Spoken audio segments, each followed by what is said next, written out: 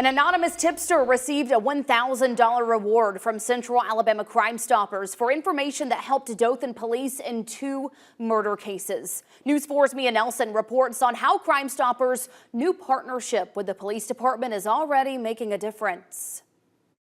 The program works. We're always looking for a way to help the community help us. Central Alabama CrimeStoppers is working with Dothan police to fight crime, and the results are already showing. Executive Director Tony Garrett says this shows folks aren't putting up with crime in their neighborhoods.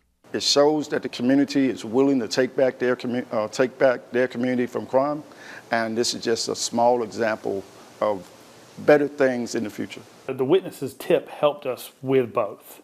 Dothan Police Lieutenant Scott Owens is talking about the murders of 50-year-old Christina Moore in 2020 and 24-year-old Amari Glanton in 2021. Police charged Tyshawn Bryant in both of their deaths. Bryant recently pleaded guilty to the lesser charge of manslaughter in both cases. Owens says while this anonymous tip came later in the investigation, it strengthened their case. The witness testimony really tipped it over the edge of making it a very strong case.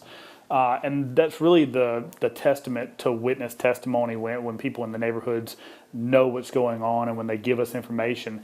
It may take a case that is kind of on the edge and then make it a really, really strong case. Owens and Garrett both say that this is evidence that the partnership between Dothan Police and Central Alabama CrimeStoppers is a positive step in combating crime. This case already proves that Central Alabama CrimeStoppers and their partnership with the Dothan Police Department is working. Without the extra monetary incentive, this witness may not have come forward. We know the community is willing and ready to step forward and start placing these people behind bars. In Dothan, I'm Mia Nelson, your hometown news leader. CrimeStoppers and News 4, putting bad guys behind bars.